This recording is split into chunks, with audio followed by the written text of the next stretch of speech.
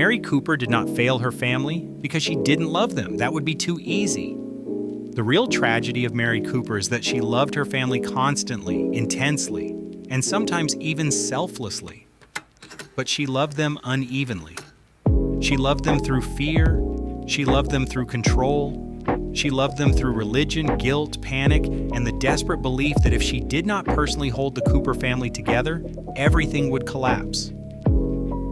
And in a way, she was right. The Cooper family was unstable. George was emotionally exhausted.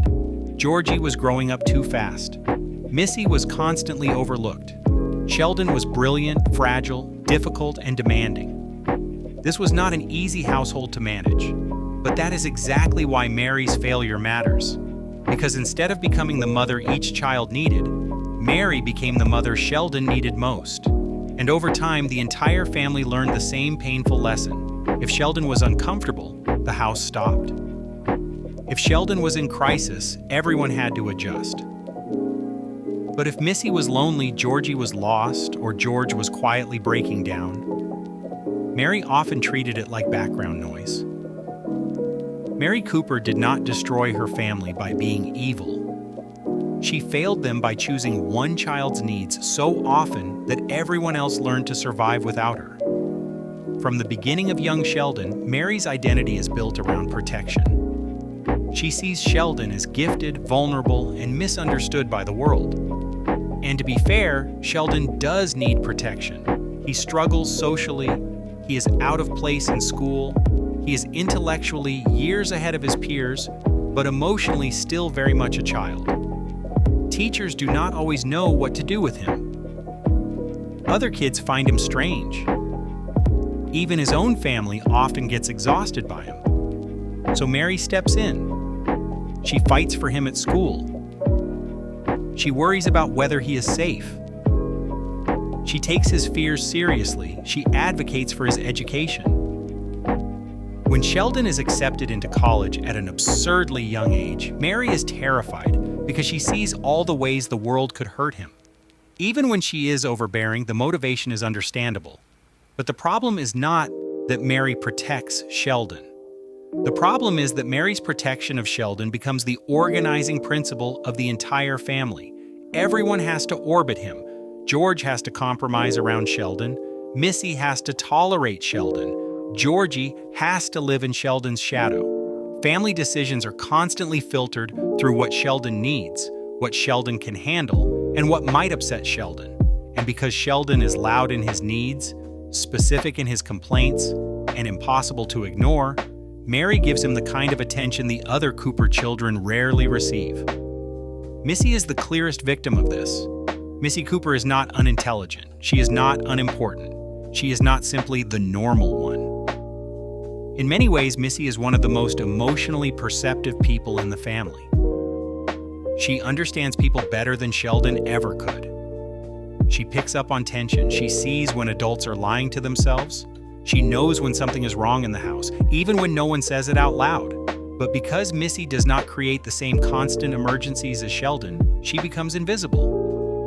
That is one of Mary's biggest failures. She mistakes silence for stability.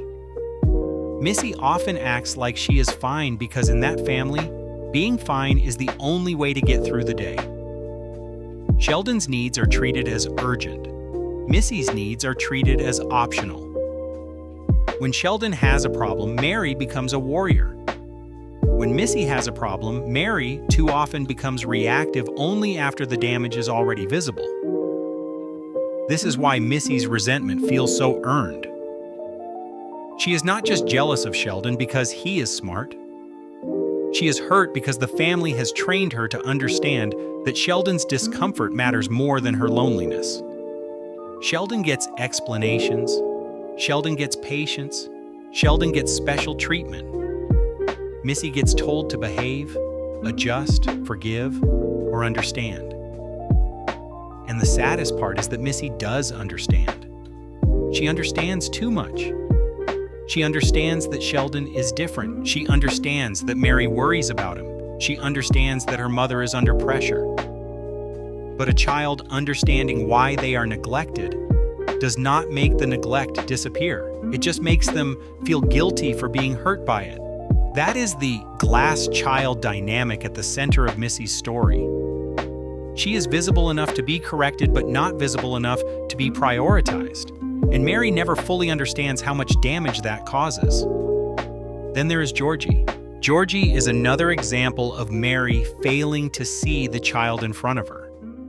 For much of the show, Georgie is treated like the irresponsible older brother. He's not academic like Sheldon. He's not emotionally sharp in the same way Missy is. He makes bad decisions. He lies. He chases money. He drops out of school. He gets Mandy pregnant while still being a teenager.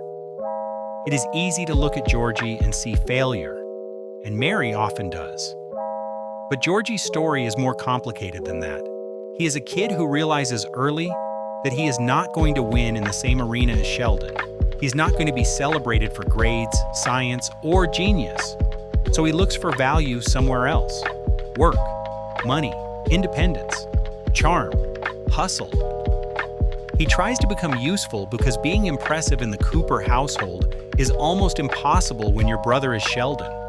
And when Georgie messes up, Mary's first instinct is often moral panic.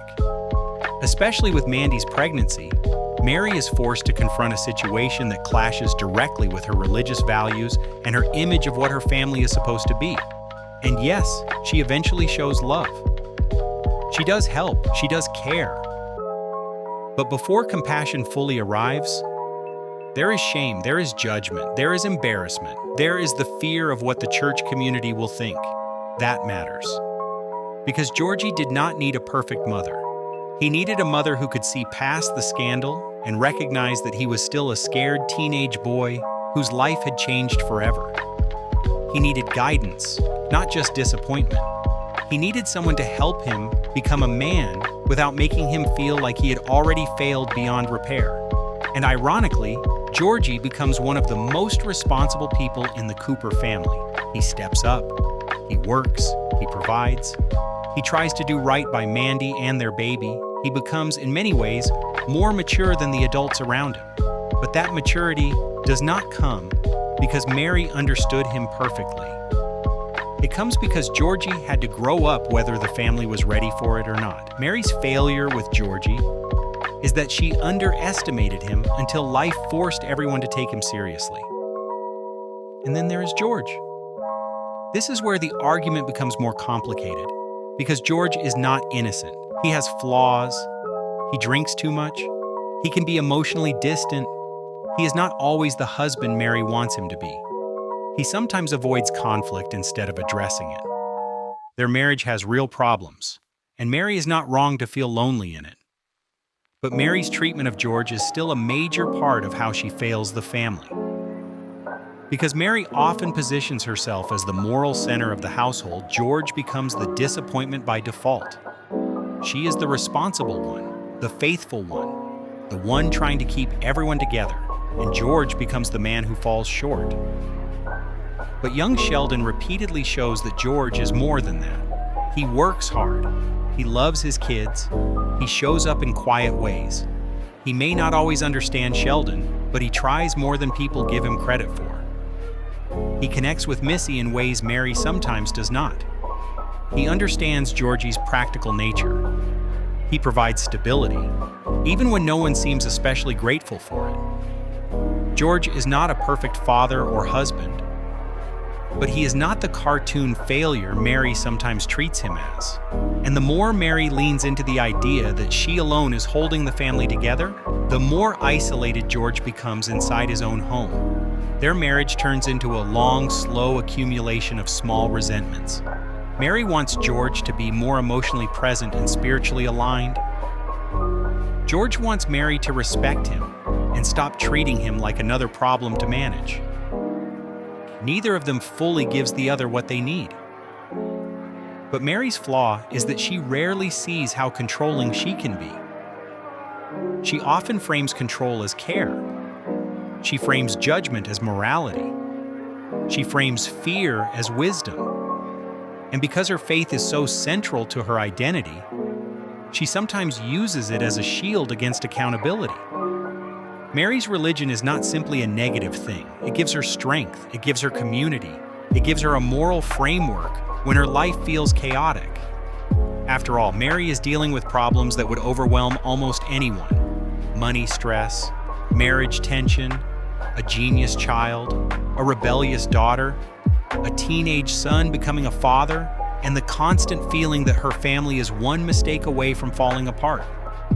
But her faith also makes her rigid. It makes her care too much about appearances. It makes her harsh when her family does not fit the image she wants. It makes her confuse being righteous with being right. And when the church turns on her or judges her family, it exposes one of the central contradictions of Mary's character.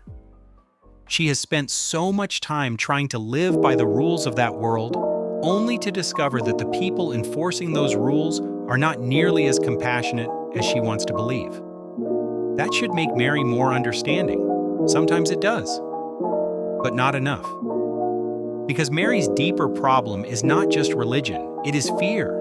She is terrified that without her control, the family will fall apart. She is terrified Sheldon will be hurt.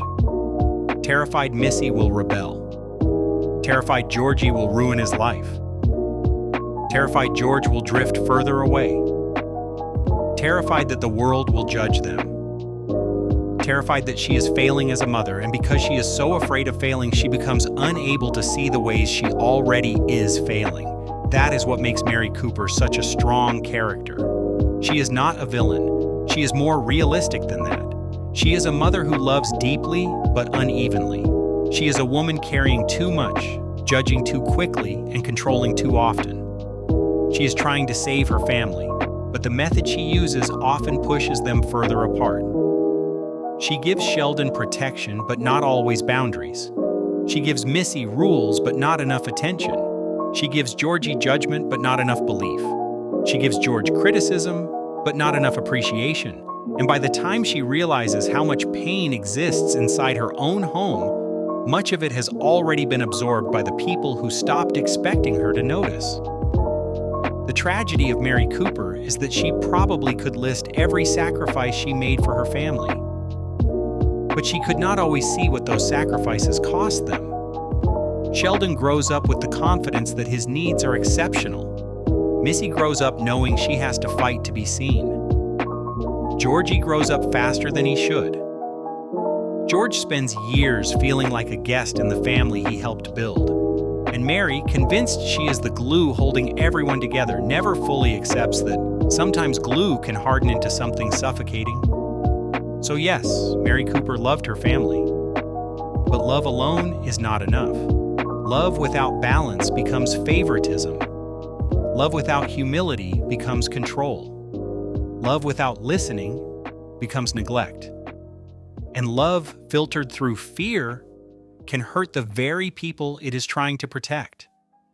Mary Cooper failed her family, not because she abandoned them, but because she was present in the wrong ways. She was there, constantly, but not always for the people who needed her most. She fought for Sheldon so loudly that Missy's silence disappeared. She judged Georgie so quickly that his growth became easy to overlook. She criticized George so often that his quiet sacrifices became invisible. And that is why Mary Cooper is one of the most complicated figures in young Sheldon. Because she is not the monster of the Cooper family. She is something much more painful. She is the mother who tried to save everyone, but only truly knew how to protect one person.